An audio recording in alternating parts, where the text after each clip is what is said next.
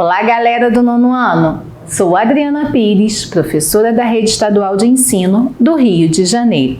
Na videoaula de português de hoje, iremos nos aprofundar em alguns estudos gramaticais. Para começar, vamos estudar regência verbal e nominal. Mas o que é regência? Regência é a parte da gramática que trata das relações entre os termos da oração, verificando como se estabelece a dependência entre eles. Vejam os exemplos ao lado. A. Ele visou o alvo certo. Ele visou a um emprego melhor. No exemplo A, notamos que o verbo visar apresenta complemento sem preposição, objeto direto. No exemplo B, constatamos que o verbo visar, complemento introduzido pela preposição a, objeto indireto.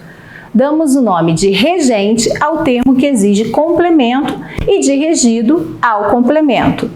Quando o termo regente é um verbo, dizemos que se trata de regência verbal. Por exemplo, os amigos necessitavam de apoio. Necessitavam regente e apoio regido. Agora, quando o termo regente é um nome, dizemos que se trata de regência nominal. Eles eram fiéis ao amigo. Fiéis é o regente e amigo é o regido. Para entender melhor, notem a imagem.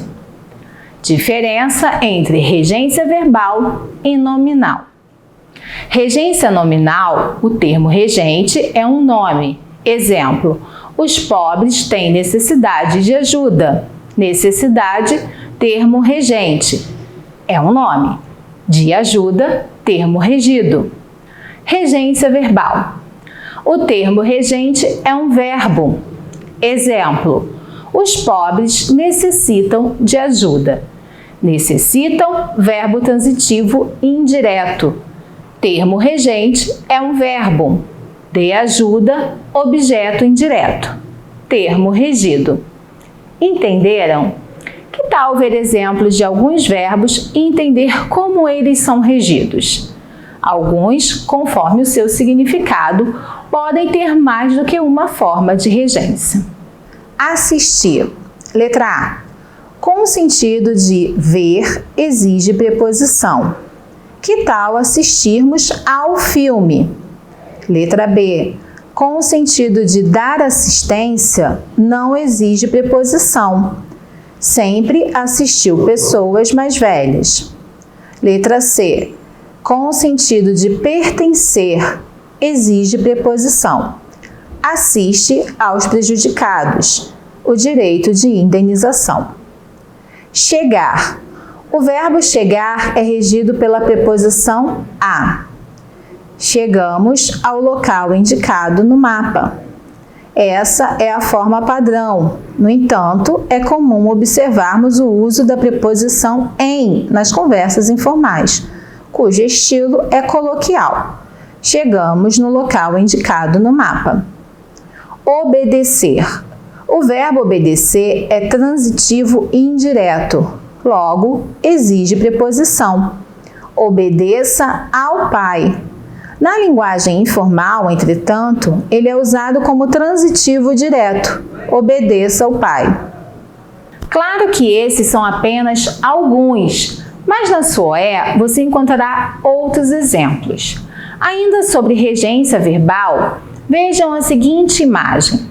Temos a forma incorreta e a forma correta. Assistir o filme, assistir ao filme, chegar, ir no, chegar, ir ao, estar de greve, estar em greve, namorar com, namorar, obedecer, desobedecer alguém, algo, obedecer, desobedecer a alguém, a algo. Preferir este mais do que outro. Preferir este a outro. Repetir de ano. Repetir o ano. Mas isso não vai acontecer, certo? Continuando. Responder alguma coisa. responder a alguma coisa. Sentar-se em, próximo a. Sentar-se a, próximo a. Por exemplo, é muito comum ouvirmos falar: sentem-se na mesa para almoçar. Porém, como acabamos de aprender, o correto é sentem-se à mesa. Entenderam? Agora, vamos conhecer as conjunções coordenativas e subordinativas. Mas o que é uma conjunção? Alguém lembra? Toda palavra que serve essencialmente para ligar orações ou termos de mesma função sintática é uma conjunção, como em acordou e pulou da cama. Nesse caso, a conjunção e está ligando duas orações. Acordou e pulou. Em comeu banana e goiabada. A conjunção e está ligando dois objetos diretos, ou seja, termos de mesma função sintática. As conjunções se classificam em dois grandes grupos: coordenativas e subordinativas. Quando a conjunção exerce seu papel de ligar as orações e estabelece entre elas uma relação de dependência sintática, temos a subordinação, como em quero que você volte lá. A primeira oração, quero, depende da segunda oração para ter sentido completo. Quem quer, quer alguma coisa. A segunda oração, que você volte lá, também depende da primeira oração, pois é elemento integrante dela. Já as conjunções coordenativas servem para ligar orações independentes, quer dizer que não dependem uma da outra no plano sintático.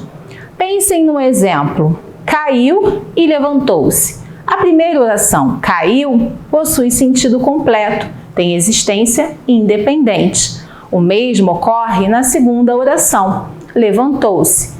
Para comprovar que são independentes, podemos substituir a conjunção por um ponto final. Caiu, ponto. Levantou-se, ponto. Até aqui, estão entendendo? Existem 10 tipos de conjunção subordinativa. Vejamos.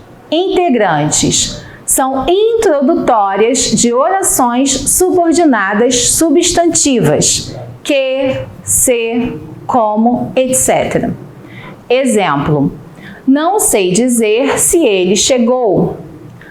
Causais exprimem causa, porque, como, uma vez que, já que, etc. Exemplo: eu sou feliz porque tenho uma família. Concessivas exprimem concessão, embora, ainda que, mesmo que, apesar de que, etc. Exemplos: quando fui dormir, ainda estava claro, ainda que passasse das 7 da noite.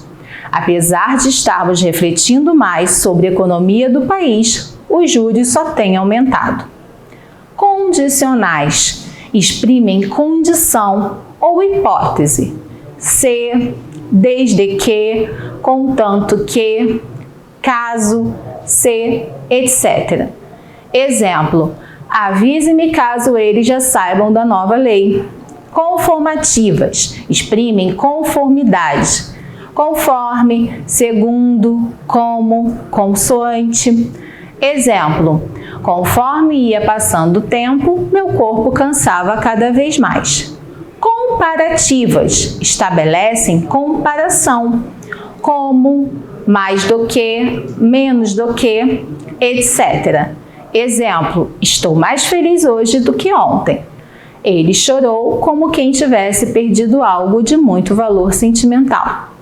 Consecutivas exprimem consequência, de forma que, de sorte que e etc. Exemplo: estudou tanto que adormeceu. Finais exprimem finalidade, a fim de que, porque, para que, etc. Exemplo: vamos embora a fim de que possamos assistir ao filme. Proporcionais estabelecem proporção. À medida que, à proporção que, ao passo que, etc. Exemplo: à medida que estudo todos os dias, minha memória se torna melhor. Temporais indicam tempo. Quando, depois, depois que, desde que, logo que, assim que, etc. Exemplo: desde que você foi embora, meu coração gerou expectativa para que voltasse. As conjunções coordenativas são apenas 5. Aditivas exprimem a ideia de adição, soma. E, não só, mas também, nem, igual e não, etc. Exemplos: fui à escola e joguei bola. Não fui à escola nem joguei bola. Adversativas exprimem a ideia de contraste, oposição. Mas, porém, contudo, no entanto, entretanto, etc. Exemplos: fui à escola, porém não levei meu caderno. Fui à escola, no entanto, não prestei atenção nas explicações. Alternativas exprimem a ideia de alternância ou exclusão, ou, ora, etc. Exemplos: ou estudo para a prova, ou tiro nota baixa. Ora como fast food, ora me alimento bem. Conclusivas exprimem a ideia de conclusão, pois, logo, portanto, por isso, etc. Exemplos: pratiquei exercícios físicos, por isso me senti muito melhor. Aquele medicamento é tarja preta, logo deve ser vendido somente com receita. Explicativas exprimem a ideia de explicação, porquê, quem, etc. Exemplos: ele deve ter saído da escola, pois não veio mais. Não quero mais comer, porque estou satisfeito. Bom, galera, encerramos por aqui mais uma videoaula. Espero que vocês tenham aprendido. Bons estudos e até o próximo bimestre.